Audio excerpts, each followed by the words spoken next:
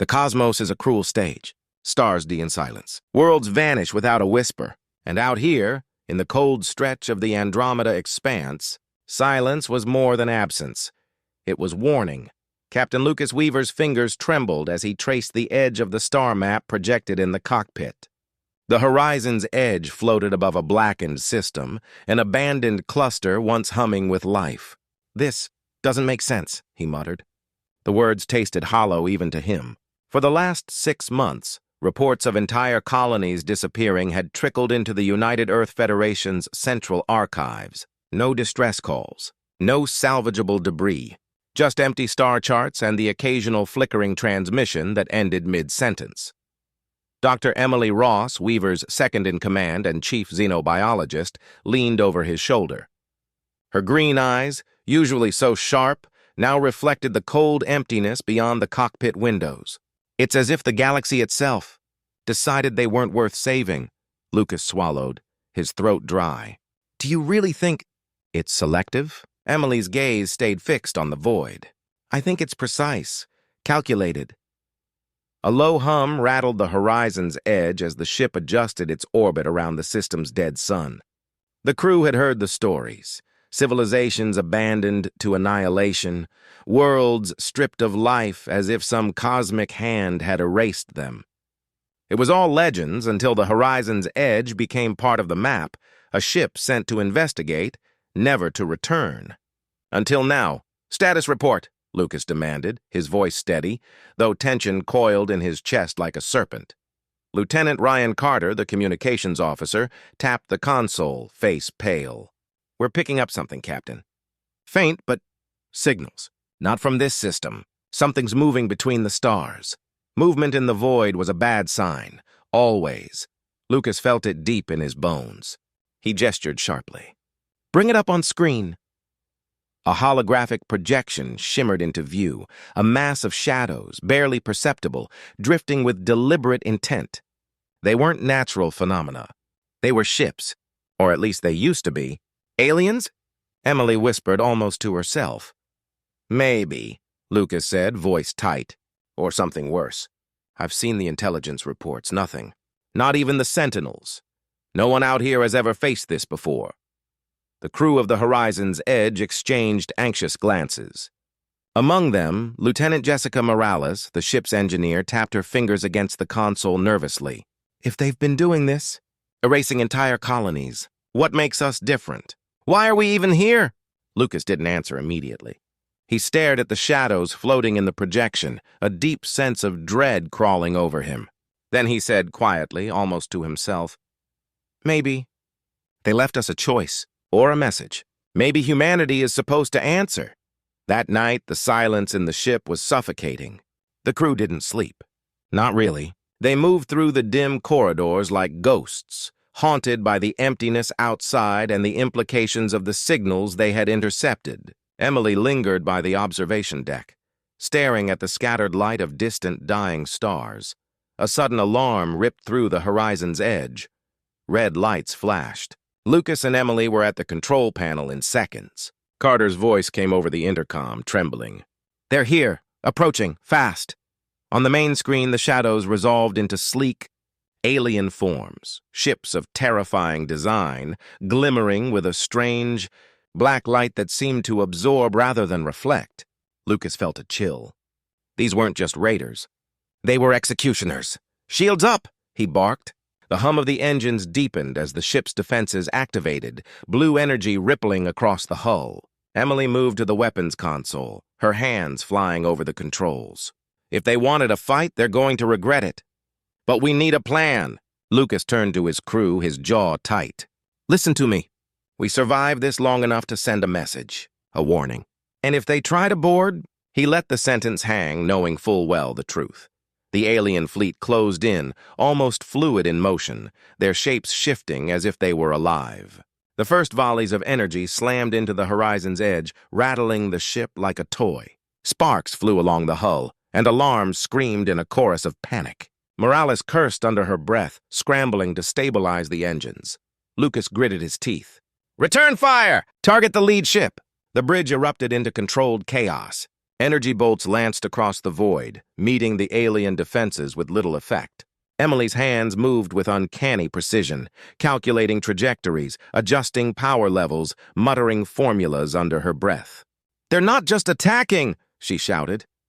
"They're studying us, analyzing every response." As the battle raged, Lucas felt something deep within him ignite, a sense of defiance that surprised even him. Humanity had been pushed to the brink, left to die by a galaxy that seemed indifferent, but no longer. "They think we're weak," he said, voice rising over the alarms. "They think we're alone. They're wrong. We stand, and we fight!" For a fleeting moment, the horizon's edge moved with lethal grace, dodging strikes and firing back. But the alien ships were relentless, their numbers overwhelming. The bridge shook violently as one of the aliens' weapons tore through the starboard hull, sending a shockwave that knocked Lucas to the floor. Carter's voice came through, strained and urgent. "Captain, we're going down!" Lucas rose, fury burning in his chest. "No, not yet." He grabbed Emily's arm. "We send the message. Humanity answers." With trembling fingers, Emily activated the quantum transmitter, sending a pulse into deep space, a beacon of defiance, a signal meant to rally humanity across the stars. As the signal left the horizon's edge, the alien fleet paused, as though aware of the message, aware of something larger than themselves, and in that instant, Lucas realized the truth. They hadn't been abandoned. Not entirely. Humanity wasn't alone, not if they refused to be.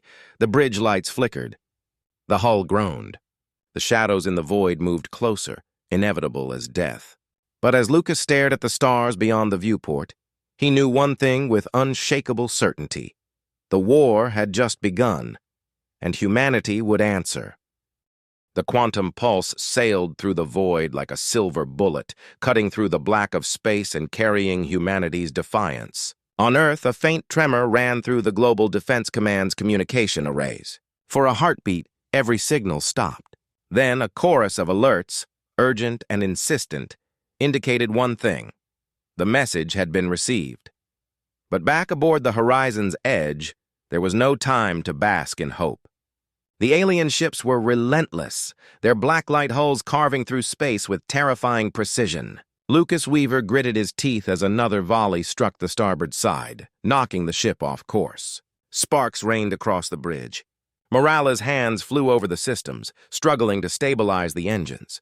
"I can hold them for 10 minutes, maybe 15 if I'm lucky," she shouted, her voice tight with fear and determination. Emily Ross's hands danced over the weapons console, her mind moving faster than the ship itself. 10 minutes isn't enough. We need to give Earth time to coordinate, to respond." Lucas's jaw tightened.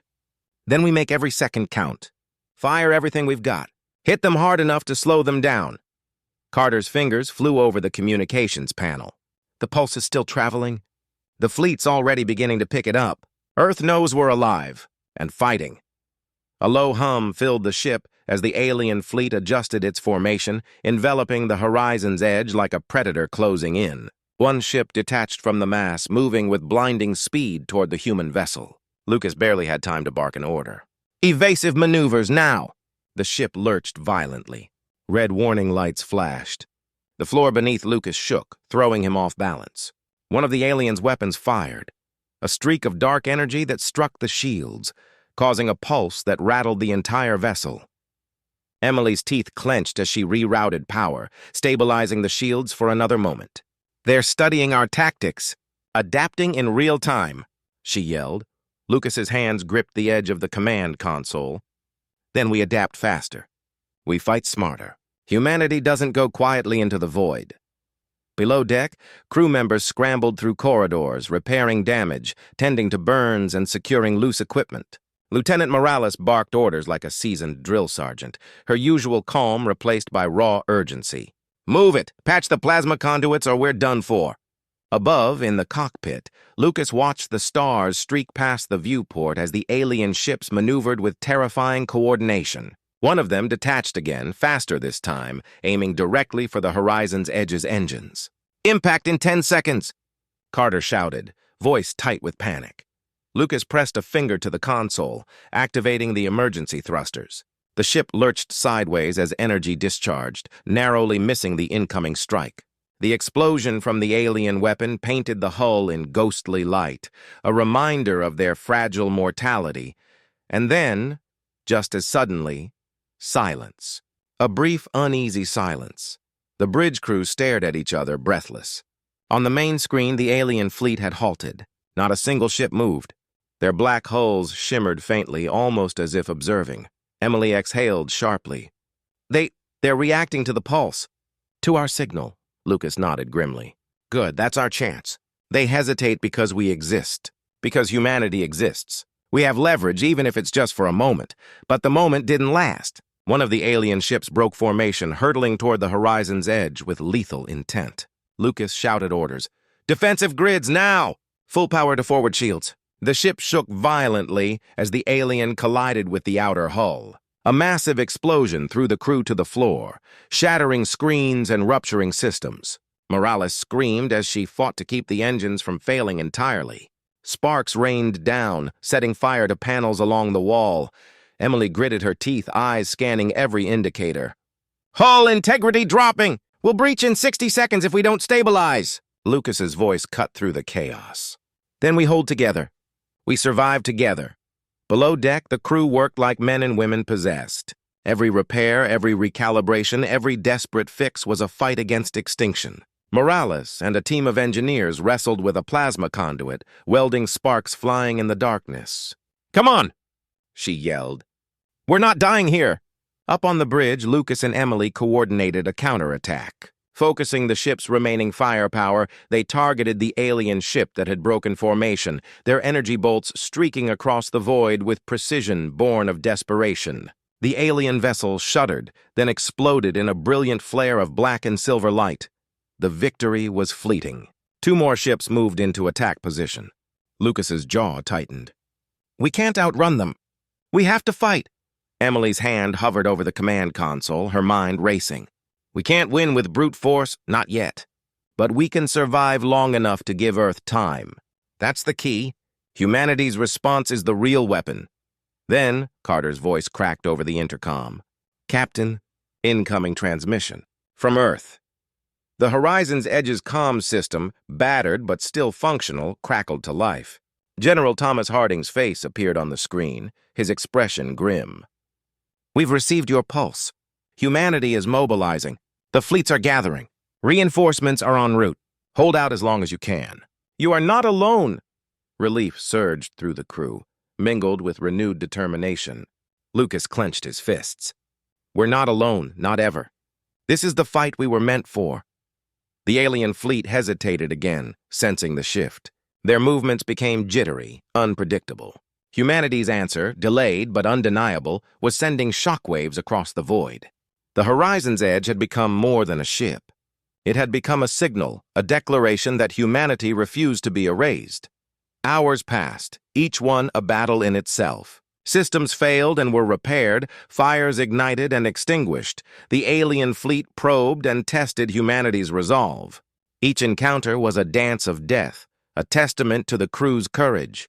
In a quiet moment, Lucas and Emily stood together on the observation deck.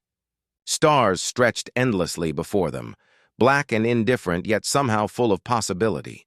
Lucas spoke softly, almost to himself. We were supposed to be abandoned, left to die. And yet, Emily's gaze met his, fierce and unwavering. And yet we stand. Humanity answers, not just for us, for every world they tried to erase. The first reinforcements appeared in the distance, glimmering streaks of light that cut across the darkness. The Horizon's Edge crew watched, their exhaustion mingling with exhilaration. The war was far from over, but for the first time the tide seemed to turn. Humanity was no longer passive. Humanity was fighting back, Lucas whispered, voice steady despite the chaos. The galaxy underestimated us, and that is going to be their mistake. The alien fleet, sensing the approaching human armada, paused once more. The shadows in the void seemed to shrink, hesitant. The Horizon's Edge, battered but unbroken, sailed onward toward destiny, carrying with it the spark of defiance that would ignite humanity's response across the stars. And in that moment, The crew understood a truth older than the stars themselves. Survival alone was not enough.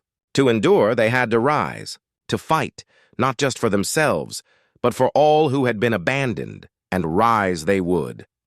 The void of space had never seemed so alive. Every flicker of light, every pulse of energy carried meaning. The alien fleet loomed ahead, vast and merciless, their black hulls glimmering with a cold, otherworldly intelligence. Yet now humanity was no longer alone. The distant streaks of reinforcements were closing in, a constellation of ships racing across the void like blazing comets. Captain Lucas Weaver stood at the helm of the horizon's edge, his eyes burning with resolve. The bridge was scarred from battle.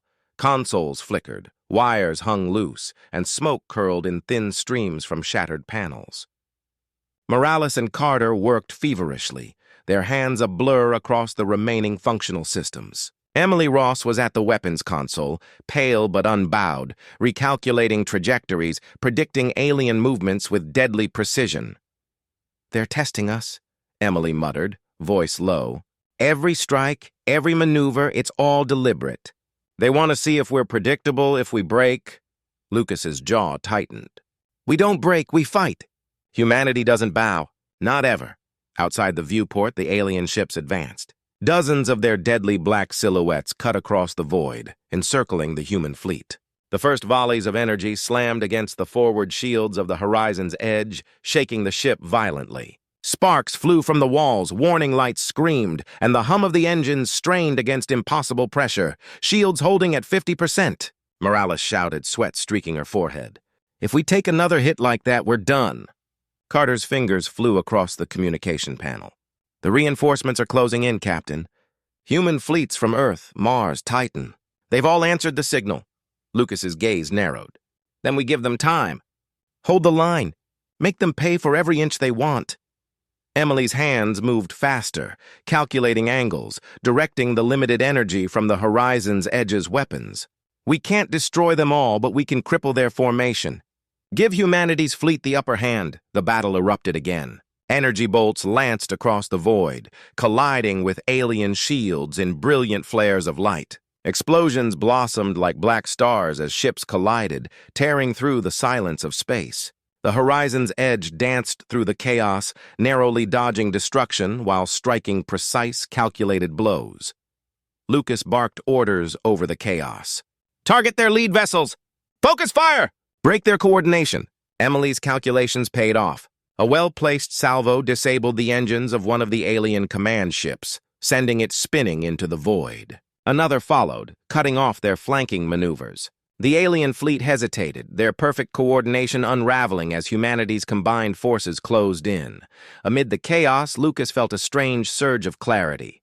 They had been abandoned, left to die in the cold galaxy, but humanity's defiance had turned the tide. Every human ship that arrived, every squadron that engaged, added to a chorus of resistance that no alien intellect could ignore.